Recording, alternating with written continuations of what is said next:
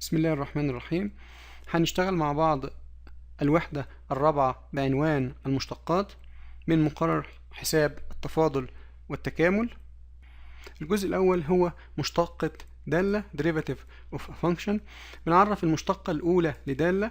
بنقول لو أنا عندي دالة y تساوي f of x، يعني بتعتمد على الx، وعايز أجيب مشتقتها بالنسبة لمتغير x، مبدئيا هرمز لها يا إما y داش يا اف داش اوف اكس، لانها واي اف اوف اكس، يبقى الداش دي معناها علامة المشتقة الأولى بالنسبة لمين؟ بالنسبة لاكس، أو أكتبها دي واي على دي اكس. الدي اختصار لكلمة ديريفاتيف اللي هو أول حرف من ديريفاتيف، يبقى مشتقة الواي بالنسبة لمين؟ بالنسبة لاكس، أو مشتقة الاف اوف اكس بالنسبة لاكس. أي رمز من الأربعة بسميه المشتقة الأولى للدالة اف اوف اكس بالنسبة للمتغير مين؟ بالنسبة للمتغير اكس.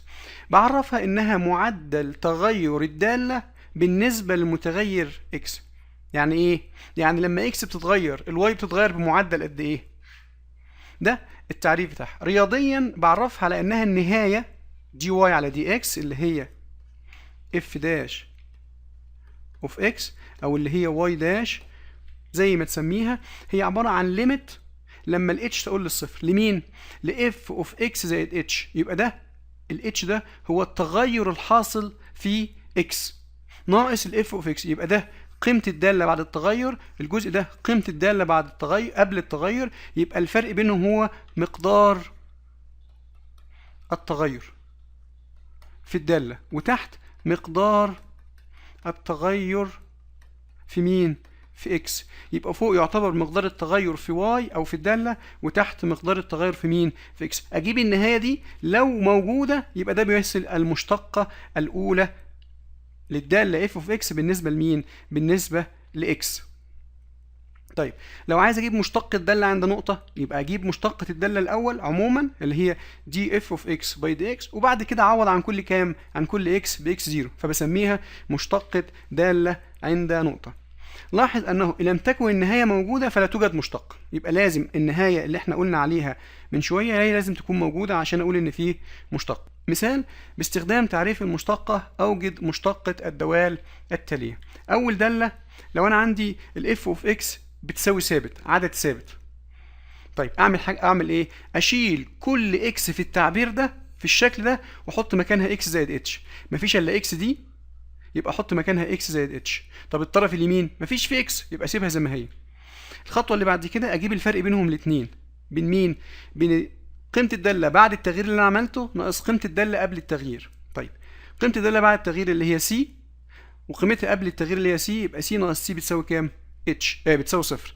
اقسم الصفر، ده التعريف بتاع المشتقه، اقسم الصفر اللي هو ناتج ده على الاتش اللي هي المقام، يبقى ده التغير اللي حاصل في الداله، وده التغير اللي حاصل في مين؟ في اكس. يبقى صفر على اتش بكام؟ بصفر.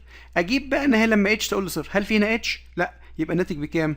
بالصفر. اذا مشتقة اي ثابت تساوي كام؟ تساوي صفر. Hey everybody, I just want to take a couple minutes here and show you a new idea I'm playing with. I've seen some people like John Orr doing some cool things with Explain Everything, so I thought I'd give it a shot. And today what I tried to do was a project that would help students do some discovery, some inquiry on their own. What you can see here on this screen, basically all I've done is I've taken a photo of a triangle, an isosceles triangle, and I'm asking the students to use the protractor on the screen. Basically, this is just a protractor I found on the internet. It looks like it's from mathisfun.com, and basically we're going to get the students to measure out the angles and see if they can pick up on any of the patterns that they see. And as they roll through this activity by going to the next slide, as you can see here, I'm giving them a little bit more to do. So since my students have never been in Explain Everything before, I'm just going to prompt them to actually record some of what they're going to explore here. So in this case, it says when I'm done,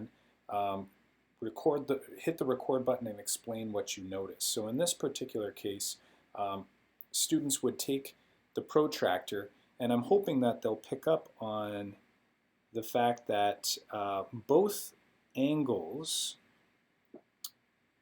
of these angles here will actually give us the same result, or the same angle measure, which is in this case 50 degrees. So I'm asking the students, once they figure this out, I want them to actually indicate what they've found on the screen. So in this case, we've got 50 degrees and another 50 degrees over here. And that's going to leave us with another 80 degrees up here. So what I'm hoping that students are going to do is they're going to come into this page here, and they're actually going to hit the record button and kind of explain their thinking, explain what they've noticed, explain what math or new knowledge they've acquired from doing this activity. So we'll do that in just a moment, and I'll post an exemplar up on the site. As you move through, students are then going to be given more information, and we're going to have them try to essentially come to a conclusion that when we have two equal sides, we're going to have two equal angles where those two sides do not meet.